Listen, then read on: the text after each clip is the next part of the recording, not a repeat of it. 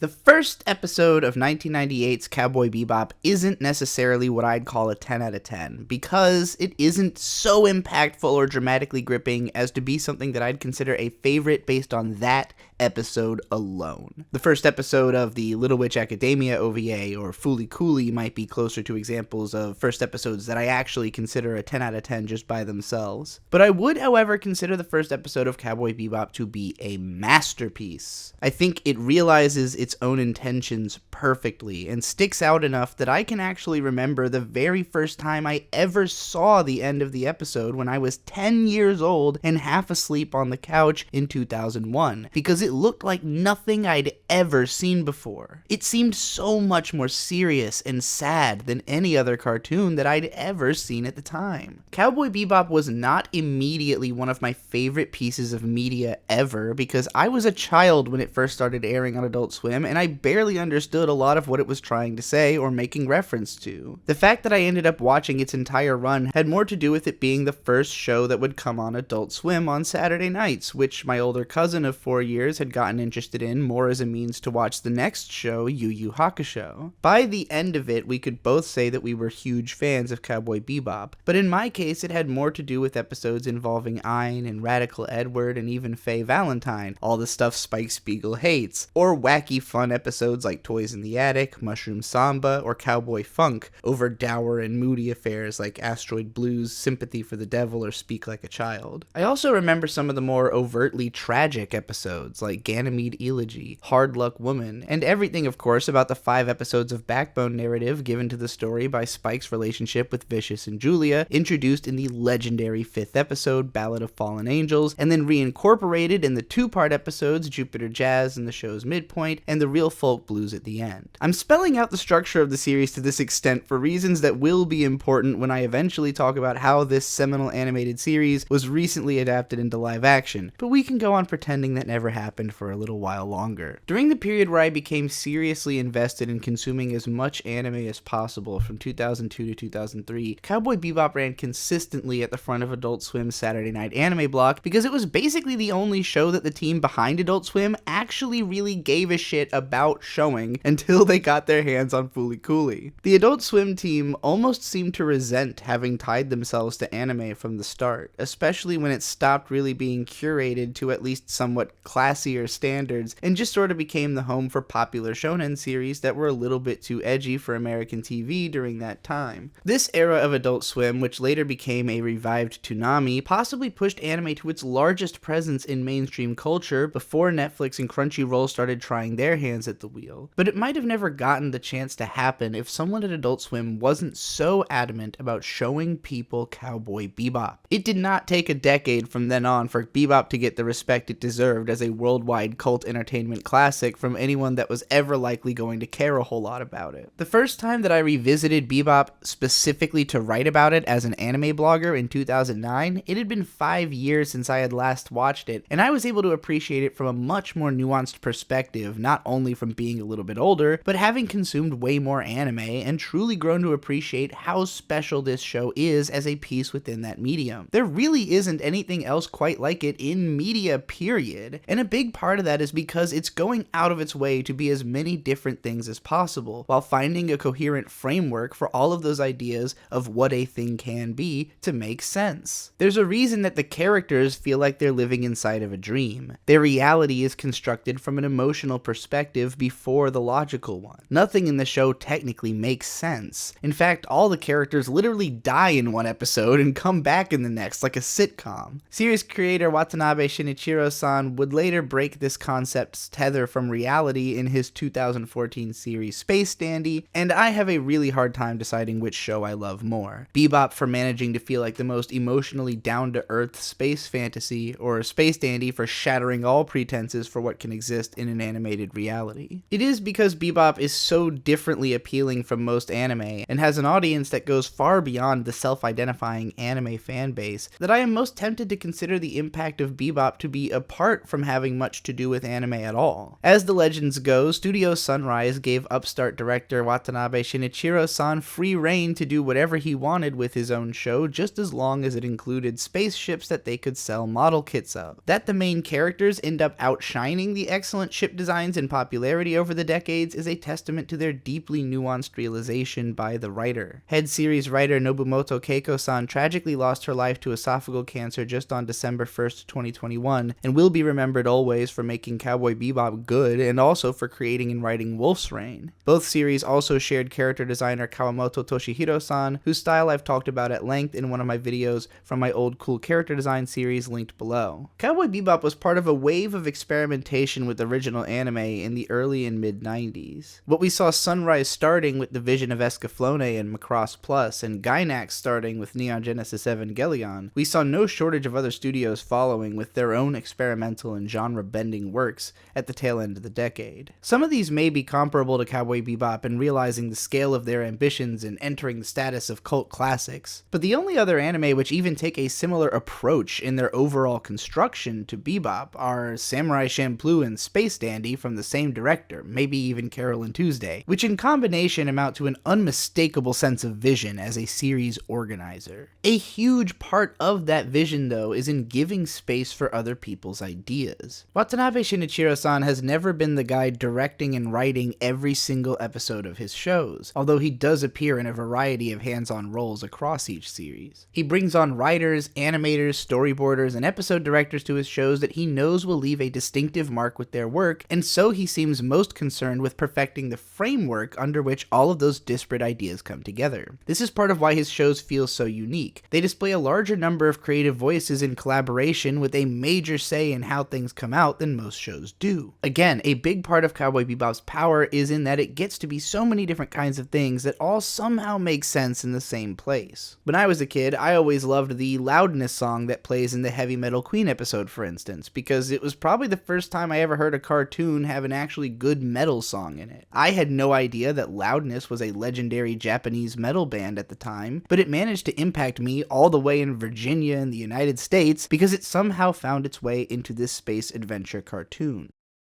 If I took anything away from the live-action adaptation of Cowboy Bebop, it's that, for at least the people who made that show, Cowboy Bebop, the original, had fallen into the same nostalgic cultural miasma as the early films of Quentin Tarantino, which the adaptation makes reference to almost as often as the animated series it is named after. Only because Tarantino and Watanabe-san have a similar way of creating universes out of a blended-together sense of how real and fictional worlds have been realized throughout all of film and music history. I think the breadth of Bebop owes more than Tarantino does to how many voices contribute to Watanabe-san's universes, though, and I also think they get to dabble in a larger range of emotional tones for the same reason. There is nothing in Tarantino's catalog which resembles the show's first episode, for instance, though I am almost certain it was made on some level in deliberate reference to the work of Tarantino's friend and collaborator, Robert Rodriguez. Let us address now that the first episode of Cowboy Bebop is largely set in a place called Tijuana. You may be aware that there is a famous Mexican city called Tijuana near the American border, which is both a popular tourist location and also known to be kinda scummy and dangerous. It doesn't matter that the place in the show is not the Mexican city Tijuana. It's a colony built onto the side of an asteroid in the asteroid belt. It nonetheless is so clearly meant to be Tijuana for all intents and purposes that the show just went ahead and called it that so you would make the association. It doesn't matter how or why a space colony would take on the name, architectural style, culture, and even socioeconomic state of the real-life city circa the mid-90s, because the fact is that it wouldn't. This is a cartoon, and again, a big part of why the characters describe their life experiences as seeming like a dream is that it truly is a dream world cobbled together of audiovisual iconography that creates a unifying sense of what reality is without actually approximating anything that exists or has happened in reality beyond reference. Cowboy Bebop's dreamlike tone is established from the outset with the first episode's cold opening, painted in monochromatic blue, soaked in rain, and set to a nostalgic song from a music box. There actually is no sci-fi imagery or adventure going on in this scene. Just a man standing cold in an alleyway, running through a whole pack of cigarettes with a bouquet in his hand, until it's time to let the rose fall to the ground, followed with flashes of dark and silent gun violence, clearly involving the man from before who's injured and seemingly in a sure death situation as he readies a final grenade with a smile. I didn't fully understand understand the significance of this scene for a long time, but this was the exact moment that Spike Spiegel, in his own mind, broke from reality. When Julia didn't show up that day, the last vestige of what he'd then considered his humanity left him, and the violent tear he went on after that was nothing but a blur meant to end in his death. That Spike continues to exist in this universe is almost like an accident to him, and so he's chosen to flow along the river of life wherever it takes him until the dream is finally over. And if you've seen the show, you know we'll get there. The opening song plays right after this and is among the all-time most iconic with its frantic jazz music and neo-noir monochromatic visuals. It may very well be the thing Cowboy Bebop is best remembered for, and no doubt enters your mind pretty quickly when you hear the name of the show, thanks to its iconic rev-up of opening bars and the slick, understated spoken word lyrics. I think it's time to blow this scene. Get everybody in your stuff together. Okay, 3, 2, 1, let's jam.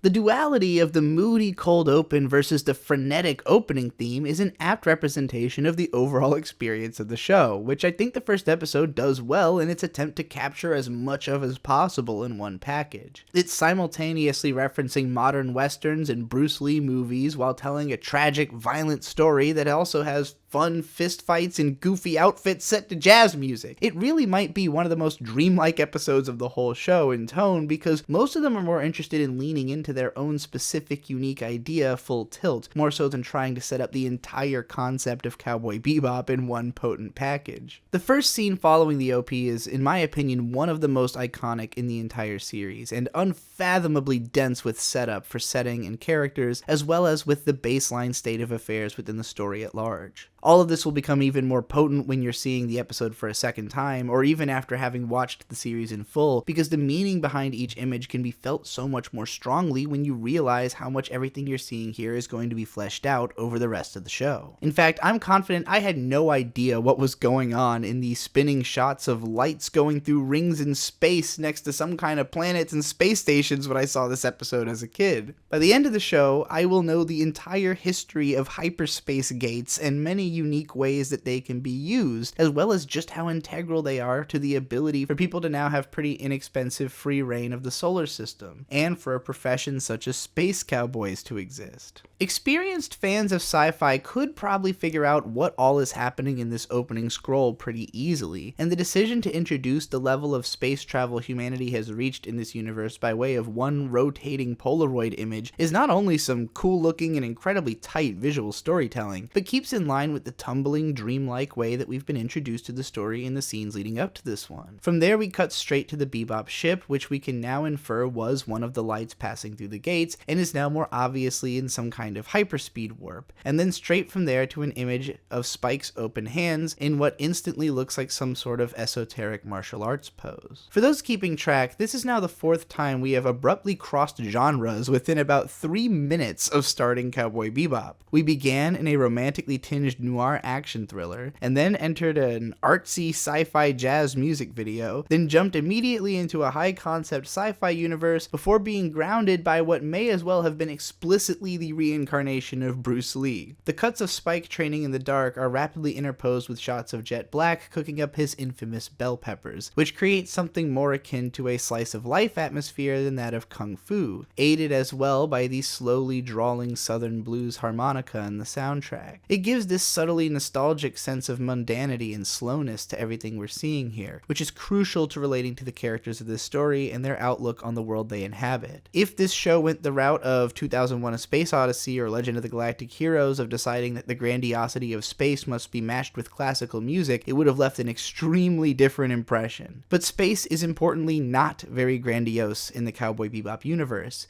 It's just something humanity has gained access to and now kind of has to use because the discovery of how to do it messed up the Earth badly enough that we had to expand beyond it to survive. What is the most salt-of-the-earth experience that a pair of adult men could be having inside of a spaceship? Two things shared by all humans are that we are defined by the limitations of our physical forms and that we have to feed ourselves. Even if most of us don't take care of our bodies like Spike does, seeing him do it in such a paced and methodical way in a dark and meditative environment, and seeing the results of his practice in the realistic rendering of his musculature, we can immediately appreciate a lot of things about the kind of person that he is. This may in fact be a portrait of Spike Spike at his most serious and calm, when he's performing the ritual of practicing his martial arts by himself. Even beyond that, Cowboy Bebop is so particular in how it characterizes its protagonists visually that those with martial arts experience may be able to analyze his moves and even predict the fighting style that Spike uses just from these couple of shots. Jet making bell peppers in a skillet with an apron is just about as mundanely relatable an image as you could imagine seeing inside of a spaceship, but the framing and animation of these shots mockingly tries to frame them as coolly as possible, highlighting the flames reflected in Jet's glasses and the height at which he tosses the ingredients. The scenes join together when Jet turns the light on and calls out to Spike, and their spatial relationship is contextualized in this shot of Jet emerging into one of the ship's metal corridors, which opens out into something resembling a living room with a couch. Between Spike doing kung fu and asking what's cooking, and Jet smiling with sunglasses and a cigar that he's just made special bell peppers and beef, we're being set up to think that these guys might be a couple of badasses. Outer establishment shots reset the tone of the scene, and we re-emerge into a moment when Spike has begun eating Jet's special bell peppers, while Jet fills him in on the target they'll have to arrest by collecting their next bounty. We are greeted with the target looking serious in a complex profile as Jet describes him grimly. But instead of the serious badass tone continuing into the next shot, Spike is simply staring down at his food in a hilarious expression of annoyance. It is immediately apparent that the bounty screen has captivated none of Spike's attention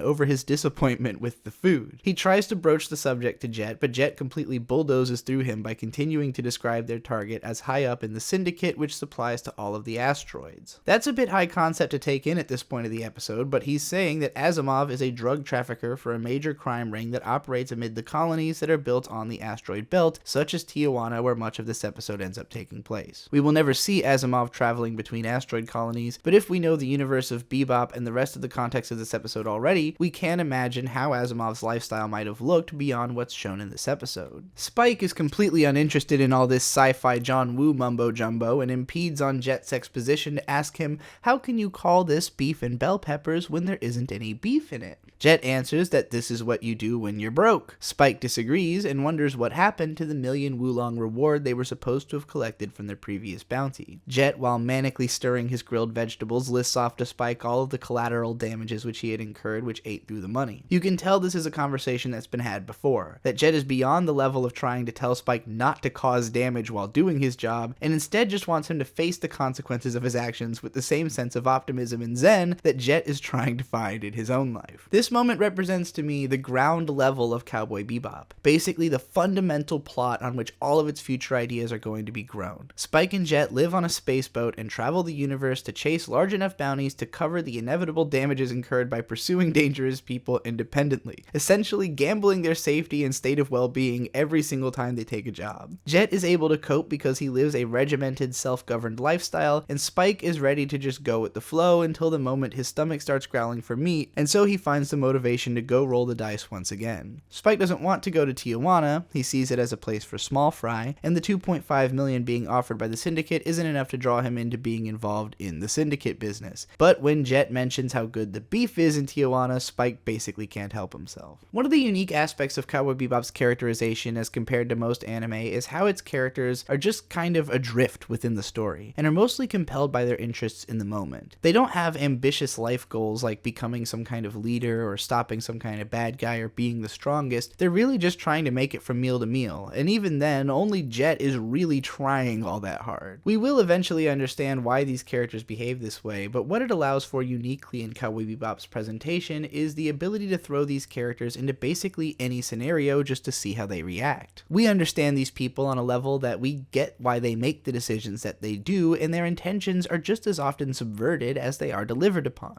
After Jet and Spike are finished talking, their emergence from the gate finally makes it more clear exactly what their ship has been doing this whole time, and gives some kind of sense of how it works. Broadly, the use of monotonous voices repeating the same information in multiple languages as a ship docks immediately calls to mind a spaceport, but it's really more like a space toll booth that allows you to access the space highway. The receipt for 7,500 wulongs, which relative to the Japanese yen that it seems to be based on is almost humorously low, is why it's funny to see that all of the receipts have been taped around a register machine on the Bebop and many of them stamped. This is certainly Jet's rugged brand of organization and fills the imagination with thoughts of what kind of dumb space taxes he has to do. Establishing shots surprisingly rife with tastefully integrated 90s CG continue to flesh out how gate travel and entering the orbit of a colony built upon an asteroid works. We learn a little bit more about the way the characters move about the Bebop's interior as Spike heads out to his personal spaceship, the Swordfish 2, which we will see him using continuously throughout much of the series. The level of dramatic introduction given to this ship can't help but harken to mind the supposed promise that Bebop could exist only as long as it could sell model kits of cool ships. That is to say, it's immediately obvious that the mechanical design of the series is extremely well realized, and will be enticing to those curious about how this fantastical sci-fi universe's machinery works, because someone figured that out. Equally important to this scene is the song whistled by Spike as he boards his ship. Just in case we can't pick up on the nuance of how this melody sounds, Jet outright tells us that it's a carefree melody as Spike is leaving the Bebop. Even though Spike is about to go hunt down and attempt to capture a mafia fugitive on a killing spree, his attitude towards it is as nonchalant as if he were on his way to lunch. That Spike approaches his life and his job with this attitude is core to his character and often to the overall tone of the series, as much of it follows him through his adventures and through the lens of his emotions.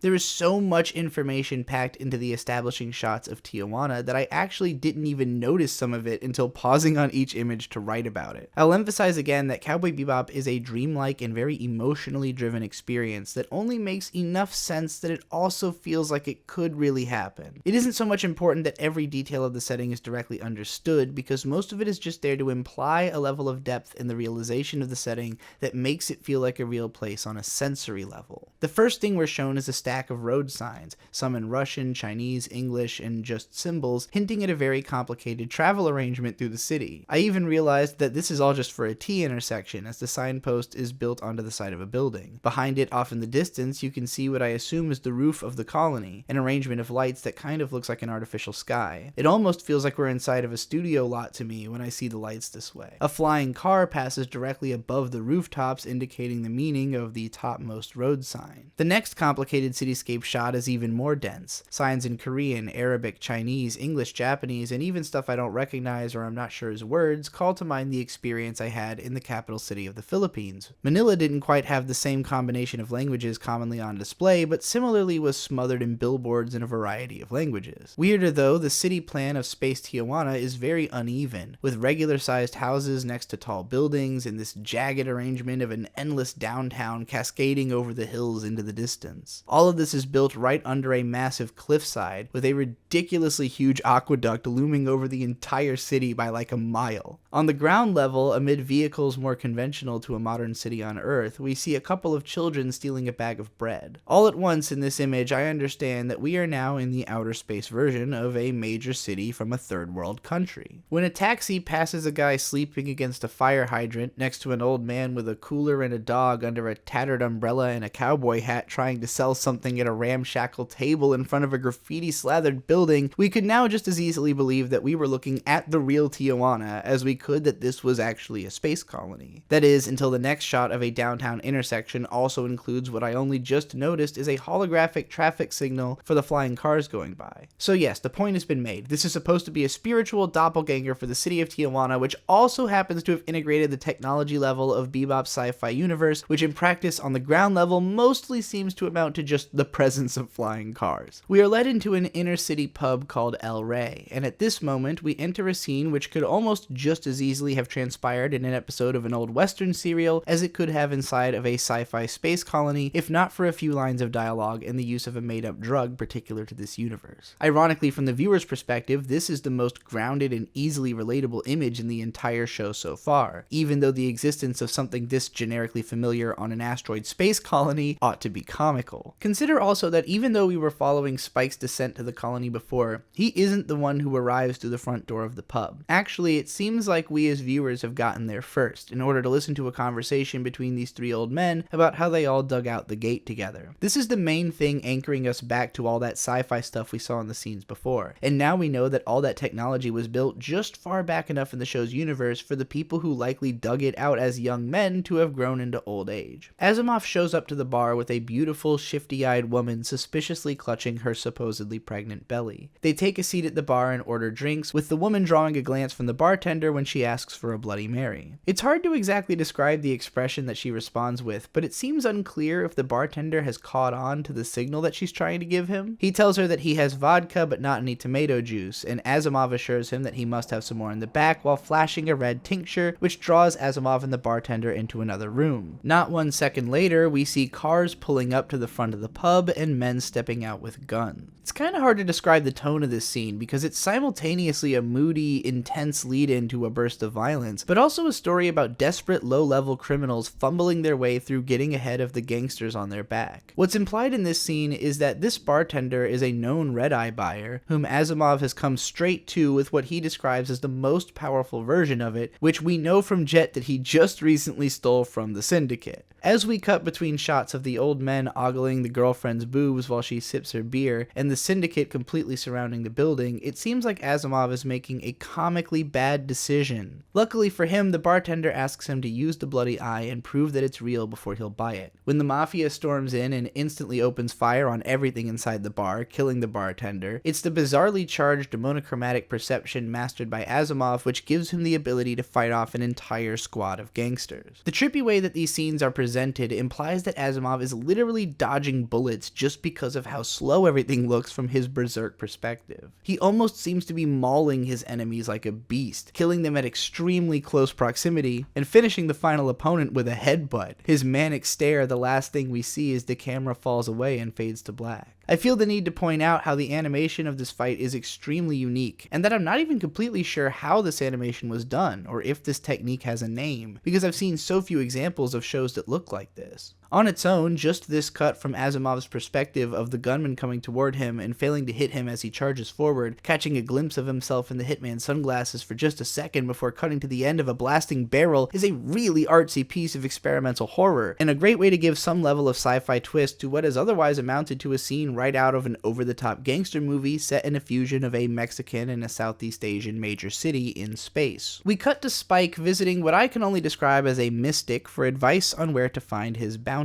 Whether this guy just happens to have information or is literally using his connection to the spirit world to find this person, he predicts the trajectory of the rest of the episode with his reading that Spike will meet a woman, be targeted by that woman, and then death. Spike is immediately resigned to this fate as he states he's been killed by a woman already before. The mystic tells him that he takes women too lightly, and then wishes him the blessings of Wakantanka, which is the supreme being of the Lakota Sioux tribe of Native Americans. The more we learn about Spike, whose approach to life is to drift along its river observing the cycle of life and death around him, the more sense it makes that he is one to place his faith in the wisdom of the Great Spirit. Jet, meanwhile, has already found his way straight to the bar, just ahead of a mafia cleanup duo that gives him enough information while he hides behind the bar to know that they're worth questioning. So he knocks one of them out with the alcohol bottle and then threatens the other guy with the broken bottle to give him more. Now we know why both of our heroes is going to find their way to Asimov. Spike, who still hasn't gotten his beef yet, flies over a field of cows while following that aqueduct out to the colony's farmland and complains about being hungry, before realizing that his ship is hungry for gasoline as well. This scene is a perfect example of the dreamlike blending of deeply sci-fi imagery and the intimately familiar, as we cut straight from the Swordfish 2 drifting groundward in a mountainous part of the countryside, with part of the city and the massive aqueduct visible in the distance, into a graffiti-covered shithole bathroom. It's those logical leaps, like cutting straight from the need for gas to the inside of a bathroom, relying on our understanding of how gas stations typically work, which allow Bebop to be so dense with different scenes. Sure enough, Spike and Asimov find themselves in the same bathroom, and we can subtly tell that Spike recognizes his prey, but is already drawing too much of his target's suspicion, and decides to abate the tension by advising Asimov to leave the water running so the sink doesn't clog, implying that he thought Asimov was vomiting. As Spike leaves the bathroom, we cut to one of the iconic halfway marker title cards. The scene we return to is another of the most memorable from the episode. Spike bumps into the girlfriend carrying a bag of groceries and then helps her to pick it back up. But then she is annoyed to realize that he has stuffed her entire sandwich into his mouth. He's delighted that she doesn't want it anymore and then cheekily offers her back a variety of other things which he had swiped from her without her noticing. It's interesting to me that the girl is charmed by this. Perhaps because she's a criminal herself, it takes her off her guard to know that this person is an even pettier thief, but nice enough to turn back over most of what he'd stolen. In a strange way, this could have been taken as a threat, as Spike is revealing just how quick-handed he is in comparison to her. The girl comments on Spike's ship as he pumps his gas, and she waits for her boyfriend to return from the bathroom, whom we know is stalking around keeping an eye on their interactions. Spike suggests to her that he's a traveling performer as he summons a cigarette from between his fingers. She says, "I can't tell if you're real or just joking," and he responds, "A lot of people say that about me." Whether Spike is putting on an act or being true to himself is hard for us as viewers to gauge, since we've mostly seen him guided by his hunger up until this interaction, and now he almost comes off as flirting. We can be sure that Asimov is a real threat, however bumbling in his approach, and that Jet is serious about tracking him down, but Spike still seems to be following the whims of fate with a careful eye. He tries to obfuscate his true intentions to some degree, but he is way more conspicuous with his well-worn 10-year-old fighter ship than he can possibly get away with. I like to think it was Watanabe-san's goal that a viewer could never quite tell if Cowboy Bebop as a whole is serious or just joking, because it is so successful in how well it does both. With the urban part of the colony visible in the background in a shot I'm not entirely sure makes sense, the girl asks Spike if he knows about Mars. He answers that he was born there. She proclaims that they have everything on Mars and all kinds of people, and so they must live happily there, unlike here. Spike responds, "Only the rich," and she says, "Then I'm sure we'll be happy there." Before saying anything in reply, Spike takes a long, hard look at her and her supposedly pregnant belly. This is where his sense of righteousness takes hold, and he stops behaving rationally in the name of trying to find a way to save a beautiful woman from her psychopathic boyfriend. We can't possibly know exactly how close this is to Spike's previous behavior towards Julia and her evil boyfriend Vicious until their story comes to the forefront in the very last 2 episodes of the show. But if we pick up the context clues from the cold open at the start of the episode and Spike's conversation with the Mystic, we can at least surmise that this is familiar behavior, which I'm sure that Spike is reflecting on as he stares up at the sky, catching his breath after what comes next. Spike ends up revealing that he's a bounty hunter, which of course puts the woman on edge. She asks whether he plans on taking them in, and Spike responds that her boyfriend seems very ill,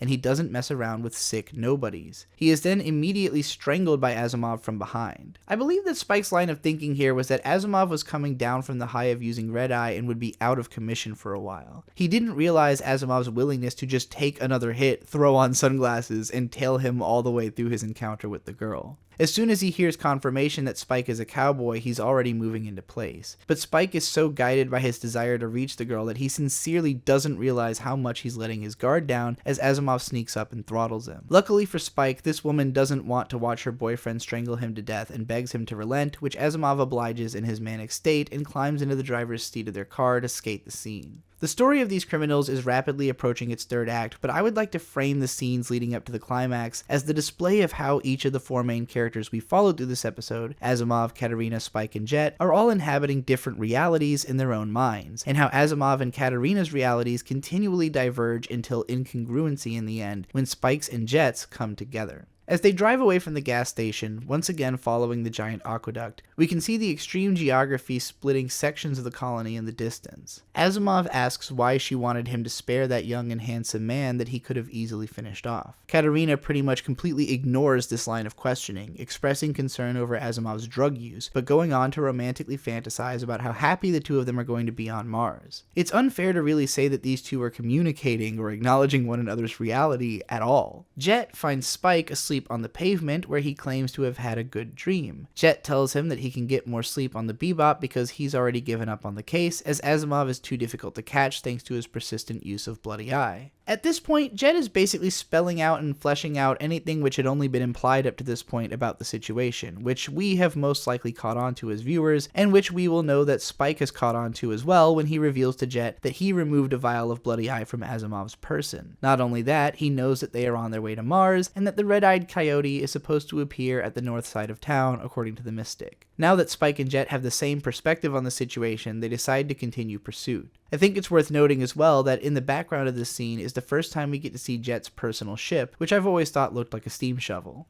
The tragic tone of the episode's ending is set immediately when we see what are obviously police spaceships swarming the gate, with dramatic country guitar railing behind it, ensuring us there is almost no chance of Asimov and Katarina achieving their goals. Asimov was legitimately a small fry before he started abusing Bloody Eye to be more of a physical threat, but he's still just as much of an idiot as ever. Just a much more dangerous idiot that's gotten the attention of people who won't let him get away with going on such a rampage. The tension of that coming tragedy is undercut for now by Asimov's arrival onto a scene where the three old men from the bar earlier in the episode are now again having a similar argument in an outdoor bar about how they all tilled the land together and planted seeds like there was no tomorrow. I have to imagine they're referring to having terraformed the Tijuana colony after having arrived through the gate which they had dug out before. As Asimov and Katarina enter the bar, we see what is obviously Spike Spiegel wearing a ridiculously oversized sombrero and a poncho over his unmistakable yellow collar and blue cutoff slacks. Spike is jumping right back into the street performer persona which he first approached Katarina with and kept her guessing with for a while. By performing bizarrely, he becomes unpredictable to his enemies in a way that keeps them on guard and gives him the upper hand in controlling the escalation of their emotions. Somehow his disguise is enough to convince Asimov that he's a buyer until Spike asks him to give a demonstration, and Asimov finally realizes he is without his vial, which Spike reveals by throwing it into the air and shooting it. What follows is the first of many masterclasses in fight animation taught by Cowboy Bebop, which would be referenced by other animators for decades to come. Just for a minute, I want to talk about how groundbreaking I think Cowboy Bebop and Watanabe-san's later work on Samurai Champloo really were for action animation, especially for a TV series. When I think about the very best action animation from TV shows in the 90s, my mind goes to the superpowered brawls and over-the-top light shows that could be found in shows like Dragon Ball Z and Yu Yu Hakusho, and also Ninku, which the Yu Yu Hakusho team did right afterwards, followed by Flame of Recca. I think about the incredible robot action that Studio Sunrise was cranking out all throughout that decade, from the start of Gundam's alternate universe with action-centric shows like G Gundam and Mobile Fighter Gundam Wing, to the epic fantasy robot action in the Vision of Escaflowne, for which Bebop director Watanabe Shinichiro-san provided storyboards. I can't forget as well the stunning dogfight action of his directorial debut in 1994's Macross Plus, which he also storyboarded, nor the episodes he storyboarded and directed of the 1991 Gundam OVA 0083 Stardust Memories. Suffice it to say that Watanabe-san was well accustomed to storyboarding and directing action animation when he devised Cowboy Bebop. And while this episode's direction is credited to Takei Yoshiyuki-san, who previously directed episodes of Victory Gundam, G Gundam, and Vision of Escaflowne for Sunrise in the early 90s, and would go on to help form Studio Bones in the aftermath of Bebop, which we'll touch on momentarily, it was storyboarded by Watanabe-san all the same, and brought to life fantastically by animator Yutaka Nakamura-san, who has unquestionably become the most legendary fight scene animator of all time over the last 25 years. What makes action so special in Watanabe-san's work is the fixation on characterization through movement. Given that movement is the core method of communication for animation, it stands to reason that good animated characters should have very physical ways of expressing themselves. And while I think it's natural as well for visual media to gravitate to very intimate symbols of that expression, like page-spreading special attacks, what animation allows for is the chance to tell a story arc over the course of a physical interaction. Spike immediately seems to have the upper hand on Asimov, not only because he is clearly having a good time while Asimov seems manic, but also because he seems to be deliberately baiting Asimov into taking swings at him that he can effortlessly dodge until coming at him with a surprise triple kick attack. I love how the camera cuts right on impact to Asimov staggering away from the camera to sell the impact of the hit, and how this allows him to fill the frame dramatically on the way back in retaliation, a rhythm not uncommon to Nakamura's fight animation. Spike continues to dodge, rolling back over a table, and is surprised when Asimov kicks that table up at him and then manages to punch through it. But none of this does anything to Spike, who sees fit to begin lecturing Asimov in the middle of the fight about how he relies too much on his eyes, again playing emphasis into Spike's mastery of sleight of hand as a way to get the one-up on his enemies. Even at the heightened speed which Asimov can see Spike's punches coming at him through the remnants of the Bloody Eye's effects, he can't figure out how to actually dodge them and proceeds to get pummeled by Spike. Katarina, unsure and shaky with a gun, tries to aim at the combatants, but their action is moving too fast. Asimov's ongoing attempts to attack and defend himself throughout this scene are animalistic. He is just lunging at Spike with all of his power in the hopes of knocking him out in one go. Spike, however, is basically fooling around with him, getting him angrier and clumsier and more confused by his sporadic movement so that he can finally start whittling him down and wearing him out with his return attack. He effortlessly combines unique martial arts moves with rolling over the furniture and using the environment to his advantage like Jackie Chan as he leads his oversized opponent all over the restaurant to the backdrop of one of Bebop's frantically fun, blaring jazz jams. It's the perfect soundtrack to an increasingly chaotic scene as the Syndicate shows up to try and gun down everyone involved in one quick swoop and recollect the product. Spike quickly hops on top of the mob car and dispatches all 4 of the hitmen in hilarious fashion with just his heels in another phenomenal animation cut. Then Asimov and Katarina stick up some random guy at a gas pump for his ship and try to make a break for it. As they do, the ship attacking from overhead shoots into Katarina's dress, and we finally learn what we may have inferred already, that she's not actually pregnant, but carrying the full supply of the bloody eye inside her dress. As she boards the ship, Asimov berates her for dropping some of the vials, claiming that it's game over if they lose any more of that. It's only in this moment that the gravity of her situation seems to sink in for Katarina. Aside from the fact that this rapidly unraveling criminal cares more about the state of the drugs than about his wife getting shot at, he has also expressed nothing but the utmost confidence in their mission up until this point. Now that it's suddenly game over if a single thing goes wrong, Katarina suddenly realizes that the chances of this plan actually carrying them all the way to happy life on Mars just seem incredibly slim. Spike continues to be trapped under a hail of mafia gunfire, and then Jet shows us what the shovel-shaped ship is really good for by flipping over a group of mafia cars with it. As everyone takes to the skies in their ships, we receive the real visual payoff of the ever-present aqueduct when there's a brief dogfight next to it between the mafia gunning after Asimov and then Spike heedlessly getting in his collateral damage for this mission on liftoff and shooting them down from behind for his own continued pursuit. As Spike maintains a close tail on Asimov all the way to the roof of the colony beyond its artificial atmosphere, Katarina is seen in flashes, seeming to wonder if it would be better to let the cowboy catch them. She begs Asimov not to take any more bloody eyes, it will leave him unfunctional, but he's already in such a panic that he ends up crushing the vial in his fingers. With eyes full of realization, Katarina finally sees the huge battalion of police ships guarding the exit of the colony and immediately realizes it's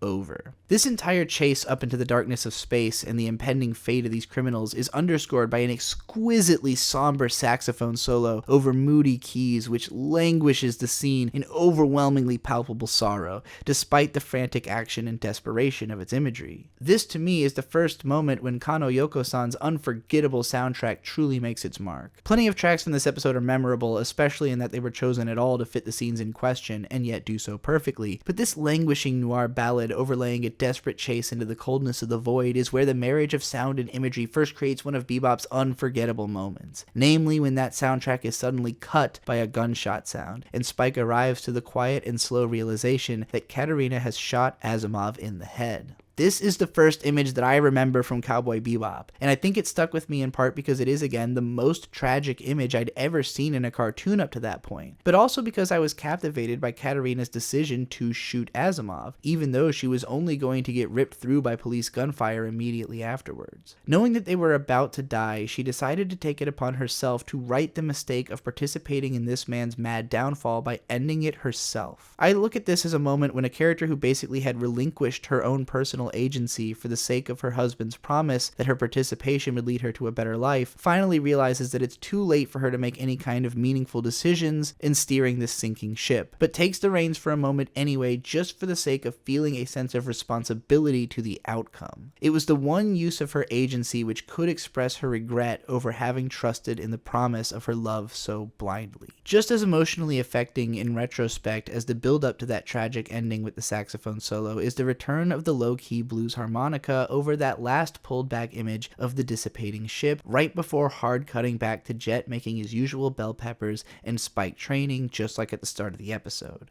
This time Spike is found in front of the windows, taking time to stare out dramatically at space in between his training and before Jet finds him. The message is clear. Life goes on as usual for the intrepid space cowboys, but yet another mark has been left on Spike's heart as he drifts along in the dream. The cycle continues, which is important symbolically as the entire show represents a continuous cycle of Spike making the same decisions that will eventually parallel the events of this episode. It's a testament to Nobumoto Keiko-san's incredibly nuanced writing that so much detail is packed into the pretty straightforward story of this episode. Ultimately, Asimov and Katarina are not the most sympathetic or memorable characters per se, but their story is unfortunate, and we learn just enough about their personalities and circumstances to understand what they were thinking and what went wrong. More importantly, that story can deliver its dramatic payoff even while having to be bookended with status quo scenes and character development for its main duo, while introducing the thematic conceptual backbone of the series, all while doing enough of its own thing to stand out as its own episode. I think it accomplished all of that and is a great introduction to the series, even if it's far from my favorite episode or one that I'd consider to be an all-time great in its own right beyond its service to introduce this phenomenal series.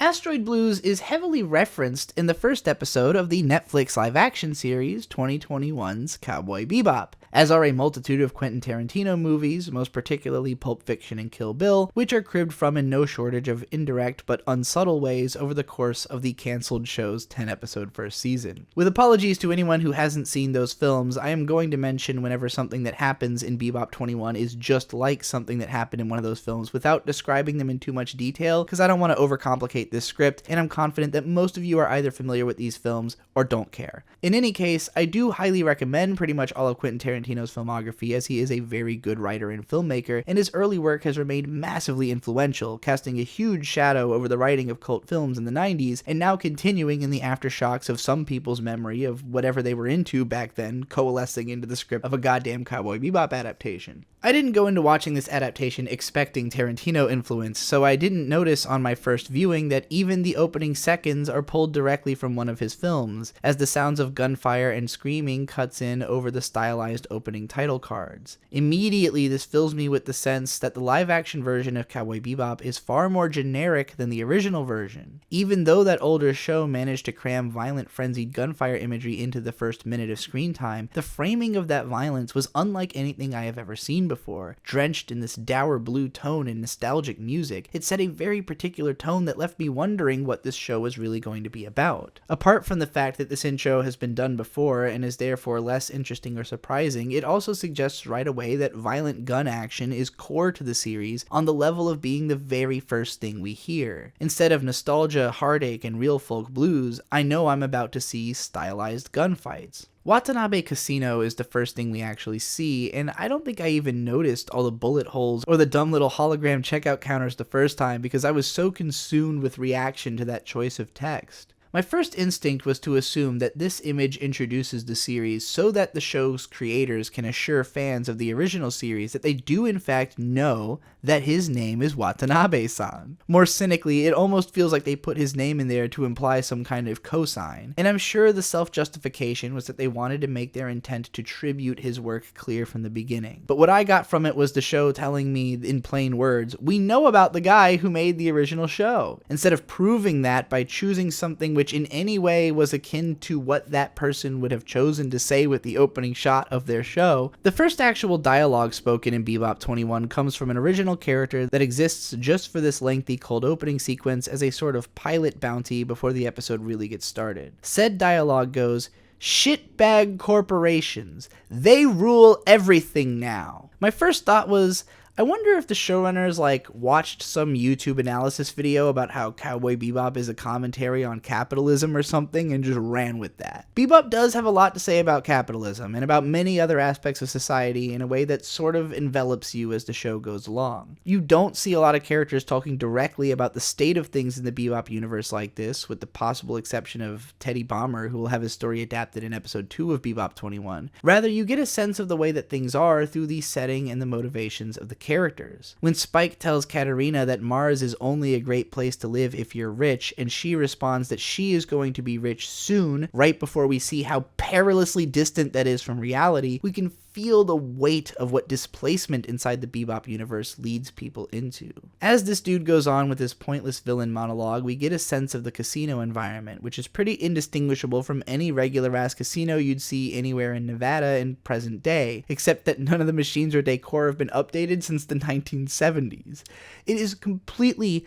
baffling to think that holographic screens would be used on the cash registers, but not on the game machines, considering that the entire aim of casino machines is to be overwhelmingly flashy and loud and visually addicting. At some point, we'll see the exterior of this casino, which seems to be based on the space casino that Faye is first discovered working at in episode 3 of the original show, and that episode isn't adapted by Bebop 21, which introduces Faye in this first episode, so let's compare what we get in the adaptation to the imagery of the original. In the anime, this is presented as a casino colony, built like a regular city inside of the colony's rings, which is rife with different casinos. It kind of reminds me of driving around the Canadian side of Niagara Falls. We cut straight into an elevator in a casino named after Ziggy Stardust's band, the Spiders from Mars, where Spike and Jet converse before emptying into a very believably laid out and very fancy casino building. We don't see anything futuristic or crazy here. Actually, it feels more like a modern gambling city than that weird little bar from the adaptation. But what makes it cool is the strength of the art design. I can understand why some people might have thought that Cowboy Bebop would make sense as a live-action TV series, given that its character designs are presented pretty realistically to begin with, and that with modern technology, the rest of the setting could be filled in with digital animation. However, the difficulty in realizing realistic 3D animation that looks right with human characters inside of it is so much higher than doing the same thing with relatively simple 2D drawings that an adaptation would have needed an astronomically higher budget than the original show had in order to bring all of its imagery into live action. Bebop 21, meanwhile, doesn't seem like it had as much budget put into it as even other Netflix science fiction shows like the astronomically better looking Altered Carbon. From the perspective of a fan of the original anime, I think it was a mistake to adapt the casino scene to live action at all if it was going to be handled this way. As fun as the idea of a space station designed to look like a casino is, and as happy as I'm sure they were to get that money shot of the whole station into the show, it's only that conceptual image which makes it into the adaptation, and none of the intrigue of the casino's interior, nor the narrative purpose of using it as a means to introduce Faye. Her playing the role of a cheating dealer hunting down a guy who's down on his luck was a great introduction to her talents and supplied the original episode's dramatic intrigue. What we get from this setting instead is the even bigger mistake of Cowboy Bebop 21's dialogue. Cowboy Bebop 2021 has way too much dialogue. Every scene is packed with back and forth and stuff that I think is supposed to be funny but instead drags on and on without purpose. It speaks to me of a misunderstanding of what made Quentin Tarantino's movies good, and it certainly couldn't have come from thinking about the original show, which almost never has a conversation lasting more than a minute in the entire fucking thing. Tarantino films tend to feature lengthy and winding scenes with a lot of dialogue, but the purpose of these scenes in his movies is always to craft and then manage an extremely specific atmosphere. Pulp Fiction wasn't just a couple of guys having quippy conversations in between murdering people. It used the conversations between Jules and Vincent to flesh out the ethos and worldview of its characters and to establish the casualness with which they approach their work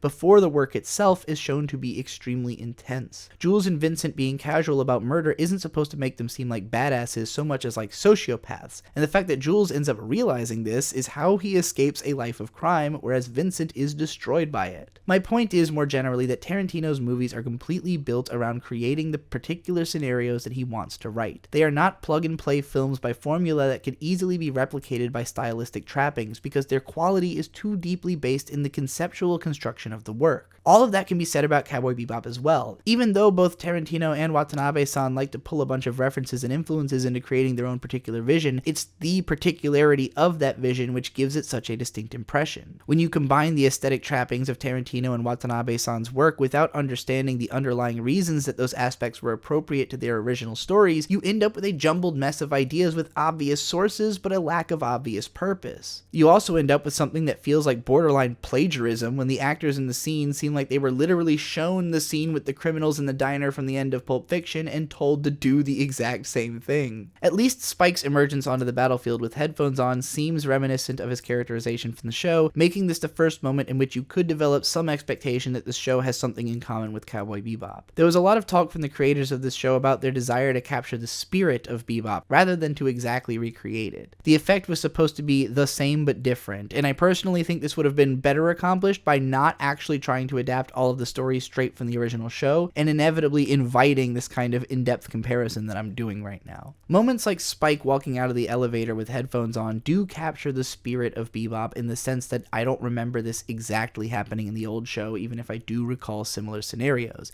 and so this seems in line with Spike's character character enough that I might invite myself to consider this a more literal adaptation of the source material. Considering how far afield of Spike's original characterization this character will end up going, however, I ended up getting whiplash as it went between ideas taken straight from the old show and the new ideas which did effectively capture that show's spirit, and then the broad bulk of the show which doesn't at all. For me, the comparisons started breaking down as soon as Spike started the fight by jump kicking a coin into a guy's head and then doing some kind of forward fighting game dash kick and proceeding to barehanded beat down a room full of people with guns like a cartoon superhero. It's ironic that Cowboy Bebop, an animated series that works extremely hard to maintain verisimilitude in its presentation to sell the realism of its science fiction imagery, was adapted into a live-action series which instead stylistically bends reality in order to seem more like an anime. This was a great idea for the Cutie Honey movie that Anno Hideaki-san made in 2002 because Cutie Honey is too preposterous to be presented with any degree of seriousness in live action. In the case of Bebop, however, it immediately siphons the tension and realism out of the setting by presenting the main characters as unstoppable badasses. To be clear, Spike Spiegel was an extremely impressive martial artist who got into no shortage of cool Bruce Lee-influenced fights over the course of the series, but he isn't actually nearly as overpowered as how Bruce Lee characters are presented in those movies. Most of his hand-to-hand encounters are hard-fought and one-on-one, like the one we saw in the original show's first episode. And when he gets the chance to do something like knock out all those idiots trying to get out of the car, it's always clear that he has a tactical advantage, putting his opponents in a position to be inept. You very rarely see Spike throw the first strike in a fight. He prefers to bait his opponent so he can use their own weight against them. When he's going into what he expects to be a serious firefight, he arms himself to the teeth. There's not a scene in the animated series of Spike barehandedly beating a room full of people with guns, although he is capable of gunning his way through a whole building. It's basically the line between a character being about as badass as a real person could possibly be and a character who is just impossibly badass. I think it weakens Spike considerably as a character for him to be so stupid good that he can cakewalk through most of his encounters instead of being constantly pushed to the brink of death and accidentally breaking everything in sight trying to catch up.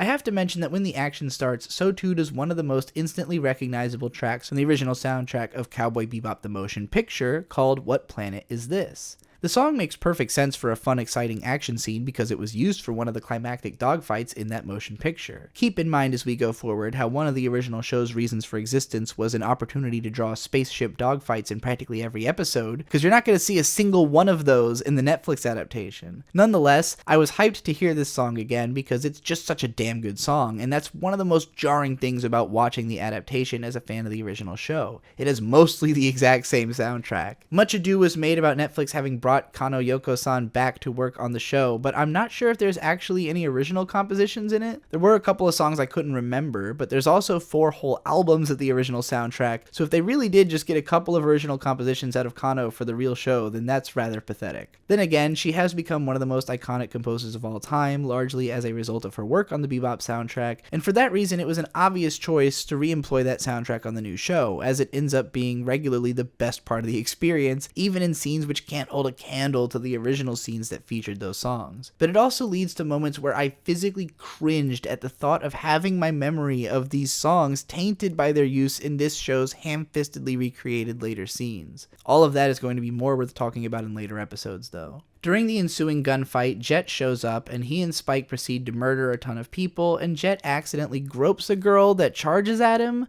Perhaps the single most cringeworthy aspect of this show is its incorporation of random anime cliches in an attempt to, I guess, tribute the general concept of anime. I have no fucking idea why they would do this when, again, the biggest reason so many people love Bebop and why it is so much more famous with regular people than the average anime is specifically because it doesn't have stuff like this in it. Even people like me who legitimately love dumbass shitty anime are not entertained by the boob grab joke unless you do something extremely special with it. And oddly forcing it into a live action Bebop adaptation is the wrong kind of special. Now that both of our leading men are here, we can start talking about the actors. John Cho is a weird choice to play Spike Spiegel, and what I think we get out of the script in his performance ultimately amounts to a whole different character named Fearless. Now, I don't hate Fearless as a character, because some of his unique traits are kind of entertaining, and he's got a pretty good chemistry with the other actors in the show. It's just unfortunate that all of them are trudging through an abysmal abysmal script and really trying to scrape all the charisma they can out of it. I can easily picture 49-year-old John Cho standing in the mirror in this cheap-looking ridiculous cartoon outfit asking himself,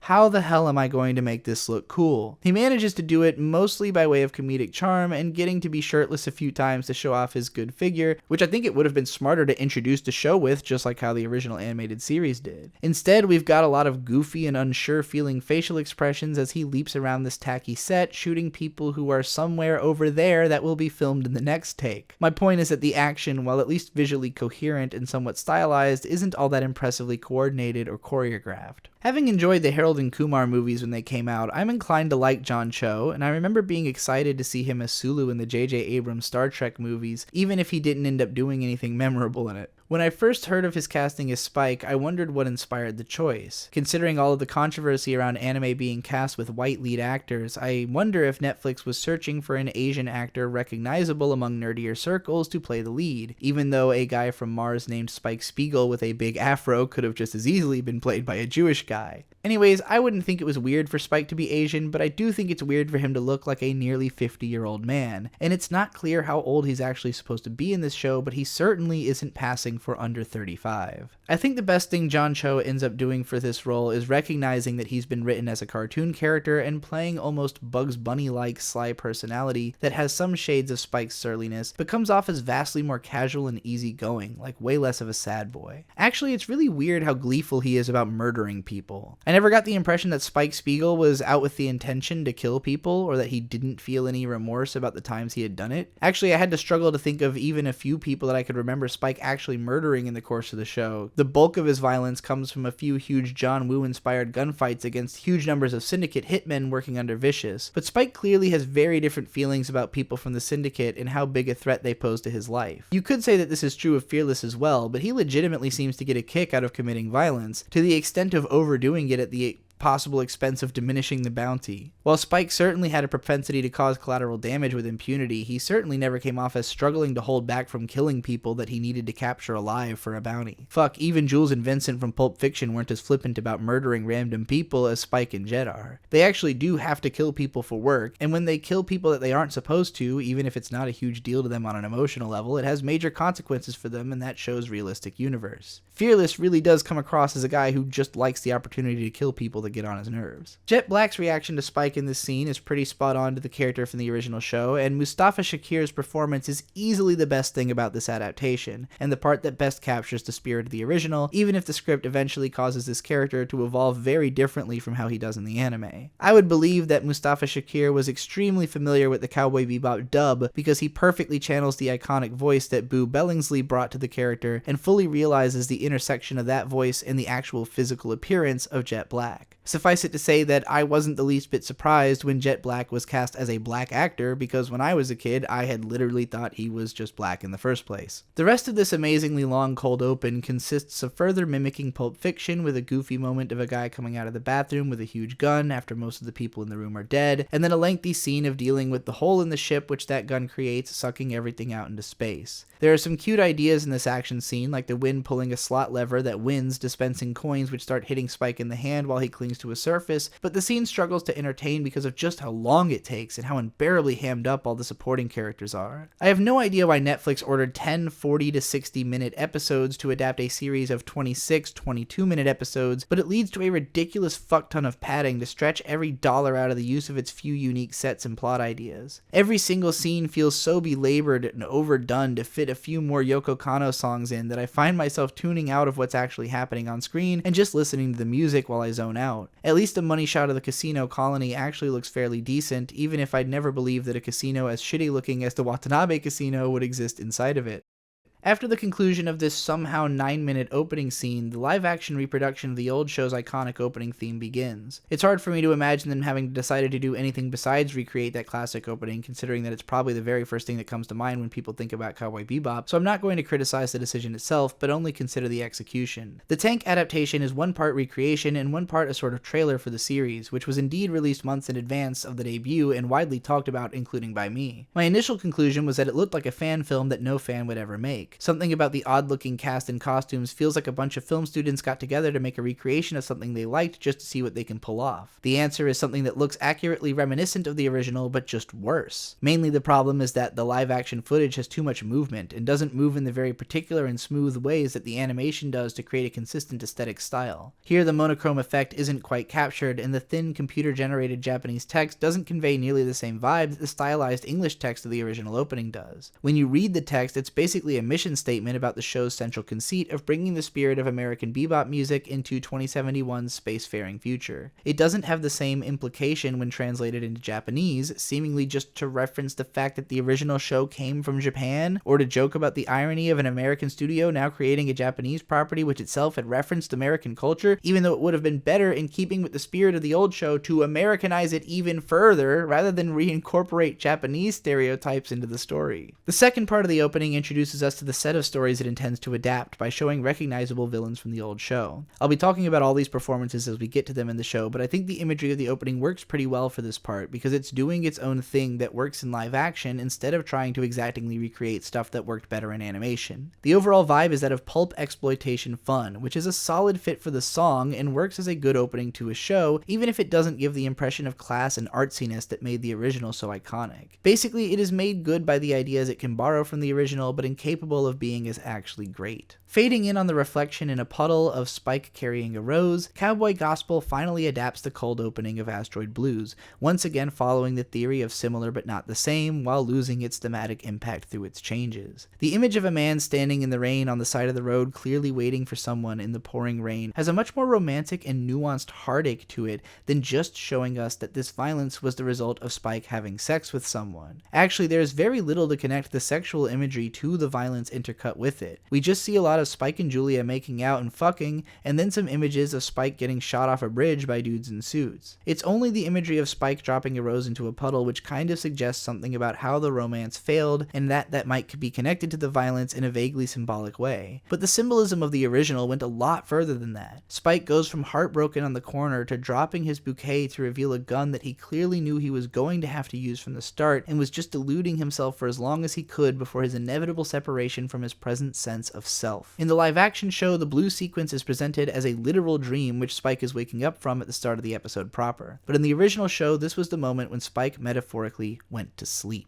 This was the point after which one of his eyes would always be fixated on the past, unable to connect and associate with his present until they came crashing back into one another in the last two episodes. I don't think the heterochromia is even brought up in the adaptation. It was a dreamlike sequence because it was setting the tone for an entire series that feels like a dream, which I've already described in extensive detail how the original upheld the tone over the first episode. This dream sequence from the adaptation only seems to understand the nature of the original scene as foreshadowing for the eventual reveal of Spike's haunting past, as opposed to also setting the tone for how the entire story was going to be presented tonally. But then this show isn't going to be presented with that tone, so it wouldn't have made much difference to frame the scene the same way. Spike wakes up and the camera stays on John Cho's rather nondescript expression for an uncomfortably long time before he gets up in bed fully dressed and on top of the covers. It's not that Spike doesn't fall asleep fully clothed plenty of times in the anime. He's a dude who likes to get his sleep in where he can and often clonks out on the couch, but all that seems incidental to the fact that he's specifically not in bed. Considering that he's first seen consistently shirtless on the ship and that the fearless character no more seems like the kind of person who'd go to bed fully clothed, I think this is kind of silly. Thankfully, the following short scene of Jet piloting the Bebop through the gate is one of the best scenes in the entire show, and one of the few examples of stuff being added in which actually keeps to the spirit of Cowboy Bebop. The Bebop's movement through the gates in the original is presented standoffishly through lots of implication without directly explaining what's going on, and as a child without a lot of science fiction experience, I'm not sure I'd completely understood exactly what was happening in that scene. The adaptation is a lot more visually direct, using 3D camera movement to give more perspective on the full scale of the mechanism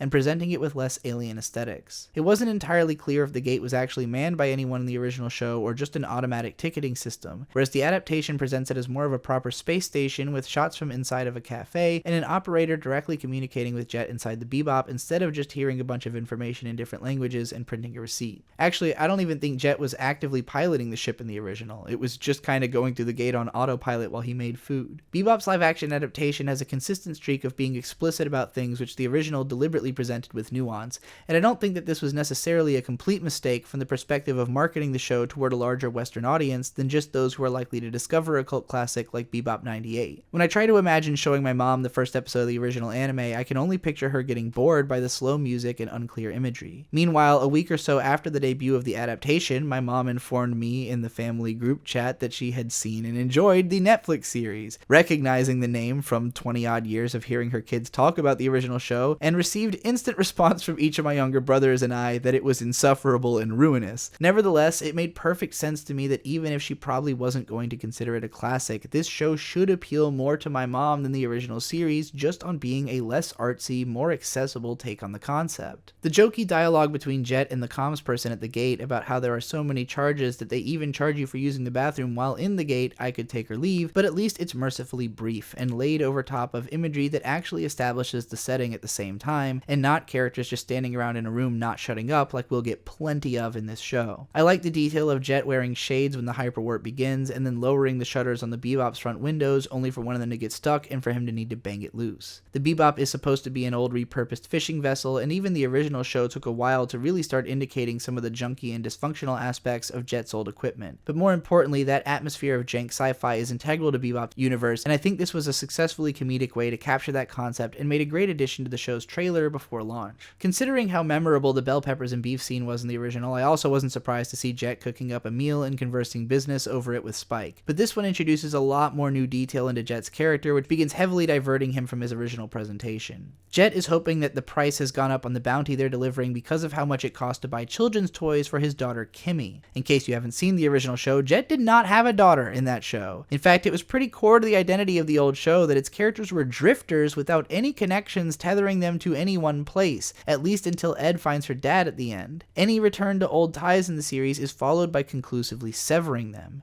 This version of Jet Black may be divorced and estranged from his daughter as a result of antipathy from his wife, but frankly it just doesn't make sense that this caring father would choose such a dangerous and seemingly non-lucrative profession. If making enough money to give a better life to his daughter is his goal, then a wacky low-life job with a partner that can barely be trusted not to kill the targets in the dough just doesn't make any goddamn sense at all. The inclusion of Jet's daughter reeks of some kind of executive interference, like someone said that one of the characters needed more of a human connection to ground the series emotionally so people could relate to it more, even though the flippant violence has already made the characters completely alien. Everything pertaining to Jet's daughter in this show is terrible, but thankfully we won't have to worry about it much more in this episode. Moreover, the tone of this scene is different, with Jet complaining about the money rather than Spike. In the original, Jet is able to be at peace with poverty by calling his food bell peppers and beef even when it doesn't have beef, and only rants about the money because of Spike's complacency. In this version, Jet is concerned about making enough to buy his daughter a present, and Spike is just kind of like supportive? Actually, this version of Spike is consistently a lot more friendly and talkative than the original, who preferred silence or music over conversation most of the time and never showed much of an interest in getting to know people on a personal level. Spike and Jet are both just a lot more inviting towards one another in the live action show. When Spike remarks on Jet's false arm, asking why he doesn't regrow it, Jet simply responds that some things when lost do not come back, and isn't upset with Spike continuing to rib him about it, even though in the original he was aggressively unwilling to even acknowledge when people brought up his arm, until the very end when he desperately explains his feelings about it in an attempt to connect with Spike and convincing him not to throw his life away in the final battle. In that show, when these two stoic men opened up to one another emotionally, it really meant something. And even when they did everything in their power not to open up to one another, like the incredible egg-eating scene from episode 24, it meant even more. Spike and Jet in this version are much more so a couple of homies who just enjoy casual conversation often.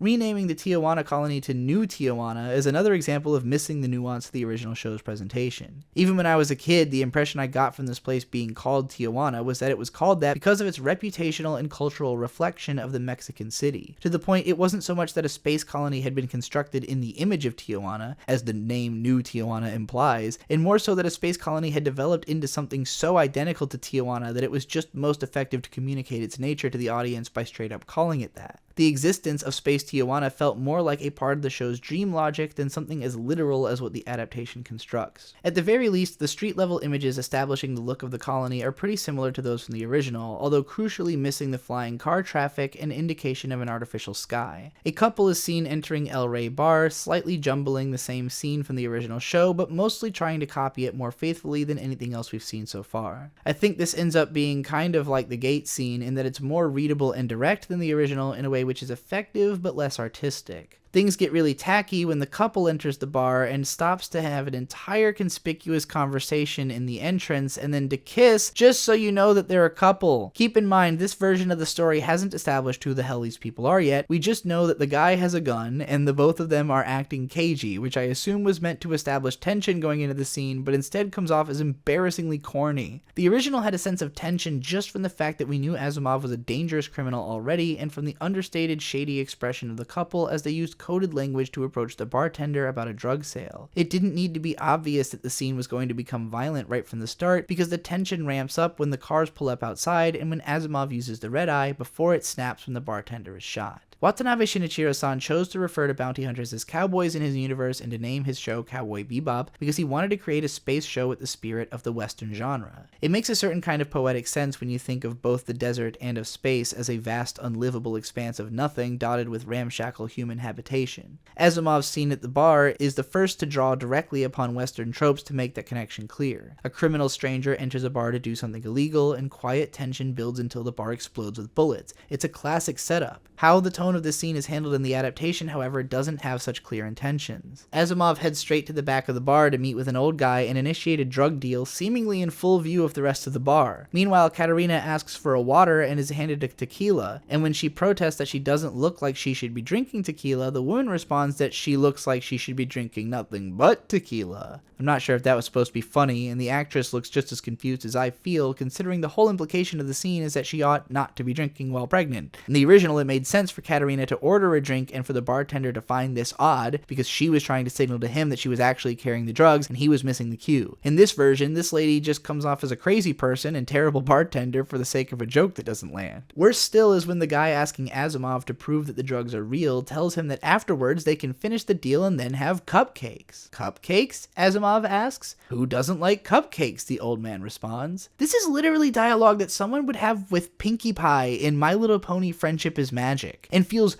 wildly out of place in the context of this scene. Wacky left field dialogue was never a feature of the original Bebop, and here is so far flung that I can't even compare it to a Marvel character telling someone to Scooby-Doo this shit. It's even more preposterous than that in context. Another goofy inclusion is Asimov announcing that he feels like he just mainlined God, which sounds like something out of a Z-grade pulp flick. I don't hate the line, but it would be better in a different context. In the animated show, the bartender gets shot because the syndicate is raiding the place and indiscriminately leveling it with bullets. In the show, it seems more like the bartender is deliberately killed first for no apparent reason before the thug stops to monologue at Asimov instead of shooting him right away like an idiot. Asimov attacks this guy, taking a bullet without much reaction, and then stealing his gun before entering a choreographed beatdown of the rest of the syndicate guys. A first-person red-colored fight scene is a fun idea in and of itself and not terribly executed here, but again, the tone is completely different from the original. That one was uniquely animated, experimental, and horrific. This one is more so another high-octane, fun, and jazzy action scene that owes more to movies like Hardcore Henry than to Asteroid Blues. While it doesn't give you quite the same impression of just how different one's perception becomes under the influence of Red Eye, it does at least communicate how Asimov becomes a highly effective combatant with almost supernatural skills after using it. All in all, I would describe this scene as the same but different, and only in ways which make it less interesting. With that totally no context scene behind us, we return to the Bebop on its way to an unrelated planet where the bounty is to be turned in. Once again, I actually like the imagery of the Bebop going into orbit and landing on the colony, even if I'm not sure how this force field technology works, and it seems a lot more advanced than the old show's take on 2071's technology. Not that I expect us to have anywhere close to any of this shit by then. Jet Black arrives at a generic police station set with weird-ass lighting on Europa to collect his bounty on Tanaka, only to find himself shortchanged. On his way out, he ends up in a conversation with a guy guy named Chalmers, whose actor sells him as a total douchebag with too much immediacy. Jet calls Tanaka an anal fisher, and then when he responds with his own insult,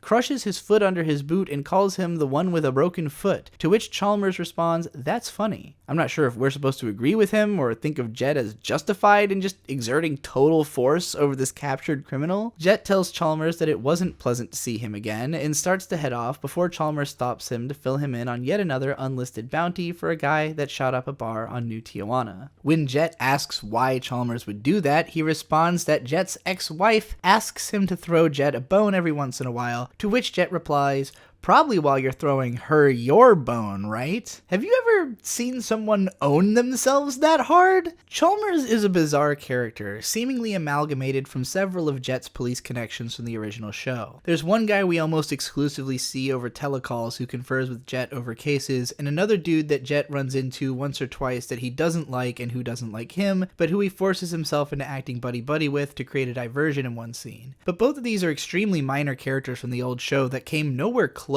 to cucking Jet from the mother of his child and then handing him down bounties at her request. By this point, Jet is already pulling so far away from the anime character with all these added relationships that he's starting to become a different guy, who is at least consistent with himself more so than the strange creature that Fearless becomes. Before I move on from this police station scene, I have to comment on the weird camera positioning. Bebop 98 did have plenty of unique shot compositions, and especially a tendency towards wide-angle, top-down shots that give a full sense of the environment, so that it could bring its unique locations to life with more detail. It looked awesome and stylish a lot of the time, but always in the effort of communicating something emotionally or creating a sense of immersion within the setting. I don't think that the unique shots in the adaptation look terrible, but they're edited sporadically in a way that almost always seems to come out of nowhere and tells us less about the emotions of the scene and more attempts to break up the monotony of lengthy conversations between two characters at a single location. In particular, this shot that gives a stupid amount of overhead to both characters struck me as pointlessly experimental without any real aesthetic sensibility. Returning to the Bebop, we finally get a glimpse of Spike's training, although he is just attacking a dummy without any particularly expressive form.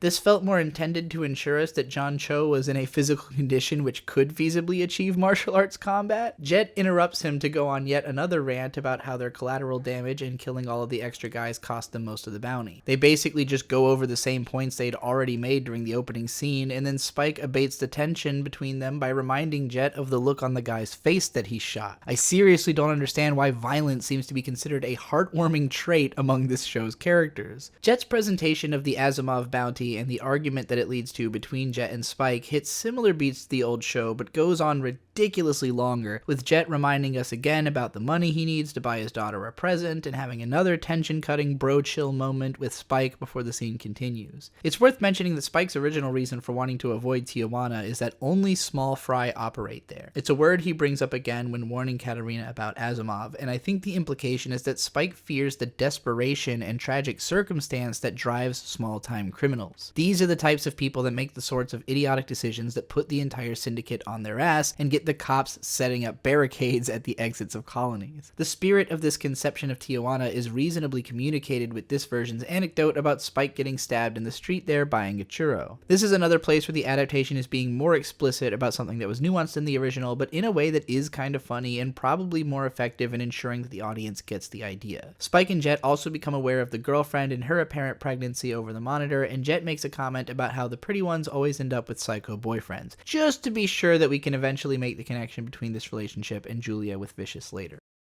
Bebop landing at Tijuana and Spike wandering around asking about Asimov is mostly original and actually pretty decent, even sneaking in some world-building details that may or may not mean something to people who've seen the original anime. Spike asks a man if he's seen Asimov, who says that he ain't seen shit since Earth, and reveals his completely burned out eyes. There are scenes like this of Spike asking around and getting surprised reactions from episodes of the original show, so this does feel in line with the spirit of it, and it also seems to be referencing the gate explosions that ruined the Earth, which are core to the show's show's lore as established in later episodes. Spray painted on a wall behind some playing children is a huge Free Titan graphic in reference to the moon of Saturn, which the original show only mentions as the scene of the Titan War, which Vicious and Gren fought in before the start of the series. There's never any indication of a people in need of freeing on Titan in the old show, but I think this reference to the other planet in subtle background details is again keeping with the spirit of Bebop. Granted, it's nowhere near as literally spiritual as how Spike approached seeking Asimov in the anime version. Jet visits the scene of the crime just like in the anime, but instead of beating up the cleaning crew to get information, he has a conversation with the surviving bartender about the incident and pays her for a tip about another purple-haired bounty hunter in search of the same target, foreshadowing the insertion of Faye into the story. This scene is fine aside from the horrendous acting on the part of the bartender, but it once more trades in Jet's personality as a cool badass for that of a sort of intrepid cuck. Spike finds himself at a table with three old men, almost surely in visual reference to the recurring characters from the anime, although I think they're completely wasted as characters without their gimmick of arguing their way into reminiscing about their work building the show's universe. Here they're just three more guys Spike is asking about Asimov, who saw him wounded stumbling into a nearby clinic. Cut then to Asimov holding a woman at gunpoint while she cauterizes the wound with a laser pen. I feel the need to mention that we see a lot of weird futuristic medical technology in this version of the show that didn't exist in the originals, seemingly just for the chance to use more sci-fi cliche and for more people to get shot without consequences. Not unlike in the anime, Spike starts up a flirtatious conversation with Katarina while she's waiting for her boyfriend by the car, this time by offering to light her cigarette for her. The scene plays out in this hard-to-describe parking lot-esque side road next to what seems to be like the universe's most ghetto gas station, looking about as conspicuous as possible. Spike is pretty unsubtly interrogating her, and the actress, I think, is trying to convey that she's somewhat suspicious, but overdoes it to the point that it seems weird that she keeps responding. She talks about how she went to Mars once as a child and thought it would be a beautiful place to start a new life. Spike mentions having been born on Mars and responds that it was never too late to start a new life, as the camera drifts in on him. Spike is, after all, a person who started up a new life, more literally in this version of the story, where Spike Spiegel isn't even his birth name, and most people from his past know him as Fearless. In context of the conversation, he seems to be trying to insist that she start a new life different from the one she's currently going through with Asimov, but it doesn't make nearly the clear statement against the girl's ambitions that Spike had made in the anime by pointing out that Mars was only good for the rich, leading her to overzealously claim that she would be rich soon. Looking at Katarina, Spike starts having full-on flashbacks to his time with Julia and stating that she reminds him of someone, just to be sure we know that we're meant to draw a parallel between this story and that of Julia, to be told later on in excruciating detail over the course of the show. I expected exactly this kind of explicitness from an American adaptation, but nothing could have actually prepared me for how bad the show gets in its second half. I've had positive things to say about this episode so far. That doesn't last for the entire show. Spike gets a text on his bizarre PDA thing that looks technologically inferior to a modern smartphone for some reason, that there's too much heat on Asimov and they should regroup at the Bebop. He continues his conversation for a little longer, outright asking Katarina where her man is, and then remarking how he fell in love once but it was only a dream, before he ends up with a gun at the back of his neck and some snarky dialogue from this show's take on Faye Valentine. Since this introduction is completely different from how she's revealed in the original show, I think it's time we take a step back and talk about Cowboy Bebop some more. Episode 3 of Bebop opens on Mars, which looks like Hong Kong, and introduces Faye as a hot bombshell walking into some sort of herbal medicine shop, picking up a cigar, and being asked if she wants to chase riches. A group of men approach the door with guns, and Faye pulls a magazine out of her grocery bag, telling the shop owner that the first rule of combat is to get the opening strike before hailing gunfire to the shop's front door with reckless abandon, obviously feeling like a badass. However, a car pulls up with a Gatling gun and levels the store even harder, leading somehow to Faye getting surrounded at gunpoint and captured. As a broad basis for Faye's character, it paints a clear picture. She's sexy, she's dangerous, and she's in way over her head. Thanks to the scope of Faye's debt, which we'll learn about later into the series, and has multiplied into a cascading debt to different people all over the solar system, Faye is constantly trying to chase the high-profit, quick turnaround rewards which come at a risk level she's usually unprepared for. This kind of desperation and willingness to use all means, especially extreme violence, to chase a quick buck is definitional to her character and what makes her fun and interesting to watch over the course of the show. Faye ends up being forced to work as a cheating blackjack dealer for the sake of trying to get a special data chip off of a certain gambler, which accidentally leads to Spike Spike possessing the chip, and Faye handcuffed to the Bebop toilet until the guys can trade the chip to her boss for a large sum of money. While the trade is being made, however, she gets free of her cuffs, steals back the chip in her spaceship, and incites a battle that ends up leading to her blowing up her debtor with missiles and flying off into space.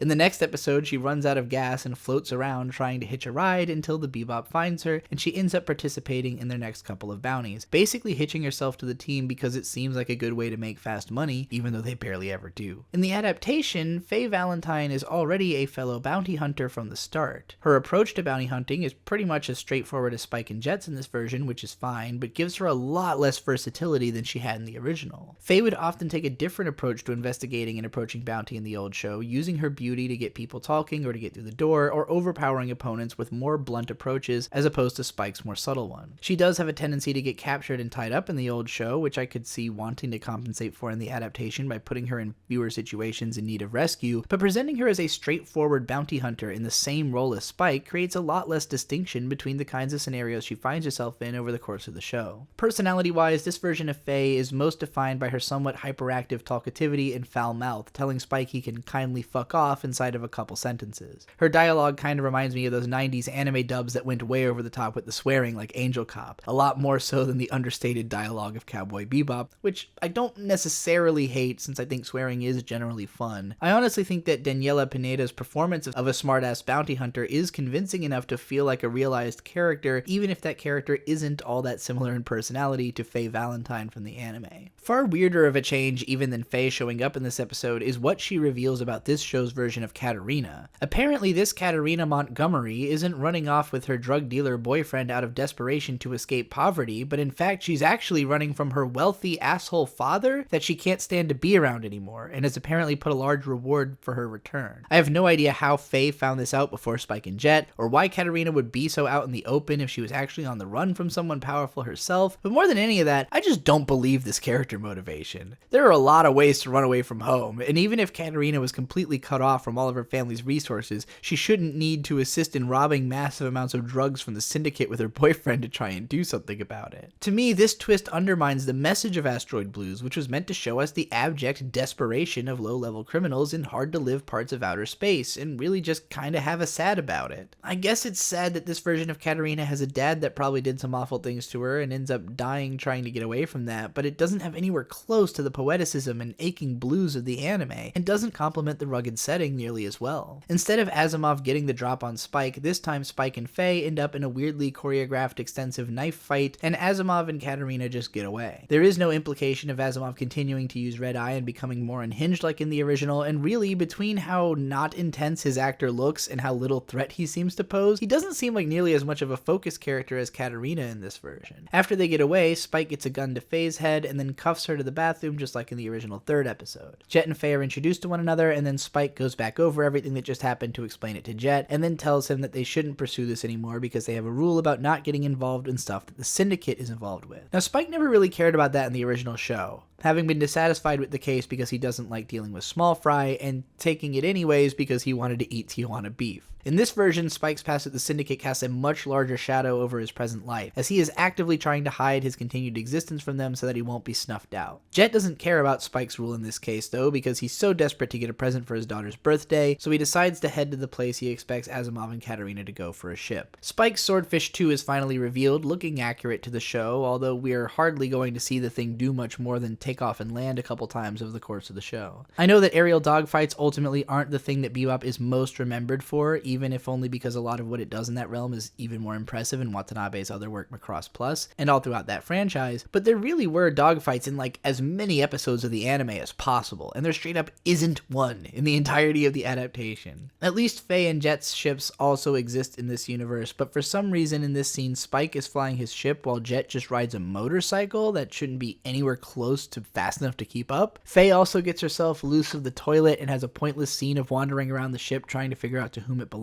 I don't know why.